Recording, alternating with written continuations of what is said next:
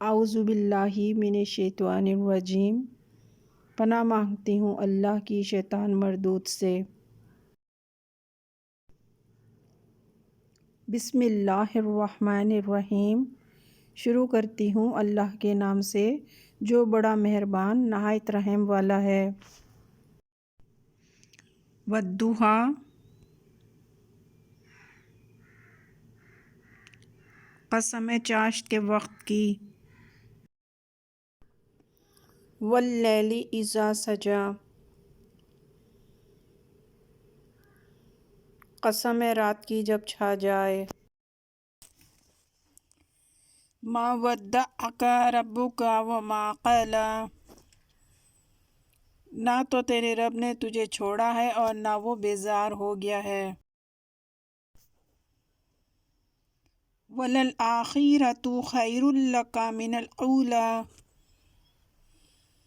یقیناً تیرے لیے انجام آغاز سے بہتر ہوگا۔ وَلَسَوْفَ يُعْطِيكَ رَبُّكَ فَتَرْضَىٰ، تجھے تیرا رب بہت جلد انعام دے گا اور تو راضی اور خوش ہو جائے گا۔ أَلَمْ يَجِدْكَ يَتِیمًا فَآوَىٰ، کیا اس نے تجھے یتیم پا کر جگہ نہیں دی؟ وَوَجَدَكَ ضَالًّا فَہَدَىٰ، اور تجھے راہ بھولا پا کر ہدایت نہیں دی۔ وَوَجَدَكَ عَائِلًا فَأَغْنَىٰ، اور تجھے نادار پا کر توانگر نہیں بنا دیا۔ فَأَمَّا الْيَتِیمَ فَلَا تَقْہَرْ، پس یتیم پر تو بھی سختی نہ کیا کر۔ وَأَمَّا السَّائِلَ فَلَا تَنْہَرْ، اور نہ سوال کرنے والے کو ڈانٹ ڈپٹ۔ وَأَمَّا بِنِعْمَتِ رَبِّكَ فَحَدِّثْ، اور اپنے رب کی نعمتوں کو بیان کرتا رہ۔ تو ناظرین، سورۃ ضحیٰ کا ترجمہ اور تفسیر یہ ہے کہ اللہ تعالیٰ نبی صلی اللہ علیہ وآلہ وسلم سے مخاطب ہو رہے ہیں اور اپنی قدرت کی قسم کھا کر اور اپنے رات اور دن کی قسم کھا کر نبی صلی اللہ علیہ وآلہ وسلم کو تسلی اور تشفی دے رہے ہیں کہ نہ تو میں نے تمہیں چھوڑا اور نہ ہی میں تم سے ناراض ہوا، اور میں تمہیں وہ نعمتیں عطا کروں گا کہ تم خوش ہو جاؤ گے۔ کیا تم یتیم نہیں تھے تو میں نے تمہیں سہارا دیا، اور راستہ نہ تھا تو بہترین راستہ راہ ہدایت اور بہترین دین عطا فرمایا، اور تنگ دست تھے تو غنی و مالدار کر دیا۔ اللہ سبحانہ وتعالیٰ نبی صلی اللہ علیہ وآلہ وسلم سے کہہ رہے ہیں کہ پس تم بھی یتیم پر ستم نہ کیا کرو، ان پر رحم کیا کرو اور کسی کو جھڑکنا مت، اور اللہ تعالیٰ کی نعمتوں کا ذکر کرتے رہنا۔ مسند احمد میں ہے کہ حضور صلی اللہ علیہ وآلہ وسلم بیمار ہو گئے اور 1 یا 2 راتوں تک آپ تہجد کی نماز کے لیے نہ اٹھ سکے۔ تو ایک عورت کہنے لگی کہ تجھے نعوذ باللہ تیرے شیطان نے چھوڑ دیا۔ اس پر یہ آیتیں نازل ہوئیں۔ حضرت جندب فرماتے ہیں کہ حضرت جبرائیل کے آنے میں کچھ دیر ہو گئی تو مشرکین کہنے لگے کہ یہ تو چھوڑ دیے گئے، تو اللہ تعالیٰ نے والضحیٰ سے ما قلی تک کی آیتیں نازل کیں۔ آپ صلی اللہ علیہ وآلہ وسلم کی طبیعت کچھ ناساز ہونے کی وجہ سے 2 سے 3 رات آپ بیدار نہ ہوئے، جس پر اس عورت نے وہ ناشائستہ الفاظ نکالے اور یہ آیتیں نازل ہوئیں۔ کہا گیا ہے کہ یہ عورت ابو لہب کی بیوی جمیل تھی۔ ابن عباس کا بیان ہے کہ وحی کے رک جانے کی بنا پر مشرکین کے اس ناپاک قول کی تردید میں یہ آیتیں اتریں۔ یہاں اللہ تعالیٰ نے دھوپ پڑنے کے وقت دن کی روشنی اور رات کے سکون اور اندھیرے کی قسم کھائی، جو قدرت اور خلق کی صاف دلیل ہے۔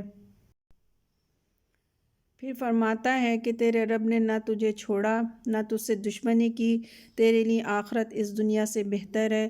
اسی لیے رسول اللہ صلی اللہ علیہ وآلہ وسلم دنیا میں سب سے زیادہ زاہد تھے اور سب سے زیادہ تارک دنیا تھے۔ حضرت عبداللہ ابن مسعود فرماتے ہیں کہ حضور صلی اللہ علیہ وآلہ وسلم بوریے پر سوتے، جس میں مبارک پر بوریے کے نشان پڑ گئے۔ جب بیدار ہوئے تو میں آپ کی پیٹھ پر ہاتھ پھیرنے لگا اور کہا کہ حضور صلی اللہ علیہ وآلہ وسلم ہمیں کیوں اجازت نہیں دیتے کہ اس بوری پر کچھ بچھا دیا کریں؟ حضور صلی اللہ علیہ وآلہ وسلم نے فرمایا کہ مجھے دنیا سے کیا واسطہ، میں کہاں اور یہ دنیا کہاں؟ میری اور دنیا کی مثال تو اس راہ سوار کی طرح ہے جو کسی درخت تلے ذرا سی دیر ٹھہر جائے پھر اسے چھوڑ کر چل دے۔ پھر فرمایا تیرا رب تجھے آخرت میں تیری امت کے بارے میں اس قدر نعمتیں دے گا کہ خوش ہو جائے، اور ان کی بڑی تکریم ہوگی، اور آپ کو خاص کر کے حوض کوثر عطا فرمایا جائے گا۔ پھر آپ نے آیت وَلَسَوْفَ کی تلاوت فرمائی کہ آپ کی یتیمی کی حالت میں اللہ تبارک و تعالیٰ نے آپ کا بچاؤ کیا اور آپ کی حفاظت کی اور آپ کی پرورش کی اور بلند مقام اور بلند مرتبہ عطا فرمایا۔ والد کے انتقال کے بعد دادا نے پرورش کی، اور جب نبی صلی اللہ علیہ وآلہ وسلم 8 سال کے ہوئے تو دادا کا بھی انتقال ہو گیا، تو چچا ابو طالب نے پرورش کی۔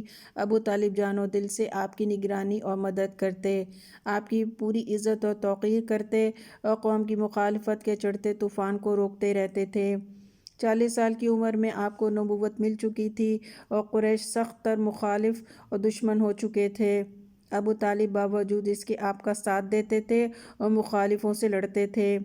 یہ تھی من جانب اللہ حسن تدبیر کہ آپ کی یتیمی کے ایام اس طرح گزارے اور مخالفین سے آپ کی خدمت اس طرح لی۔ پھر فرمایا راہ بھولا پا کر صحیح راستہ دکھایا، تم یہ بھی نہیں جانتے تھے کہ ایمان کیا ہے، تمہیں نہ کتاب کی خبر تھی بلکہ ہم نے اسے نور بنا کر ہدایت فرمائی۔ پھر فرماتا ہے کہ تنگ دست پا کر ہم نے آپ کو غنی کر دیا۔ پھر فرمایا کہ یتیم کو حقیر جان کر ڈانٹ ڈپٹ نہ کرو بلکہ اس کے ساتھ احسان اور سلوک کر اور اپنی یتیمی کو نہ بھول۔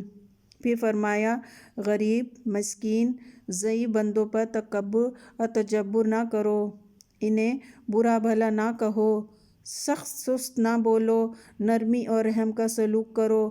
پھر فرمایا کہ اپنے رب کی نعمتیں بیان کرتے رہو، یعنی جس نے تمہاری فقیری کو تونگری سے بدل دیا، تم بھی ہماری نعمتوں کا شکر ادا کرتے رہو۔ جس نے لوگوں کی شکر گزاری نہ کی اس نے اللہ تعالیٰ کا بھی شکر ادا نہیں کیا۔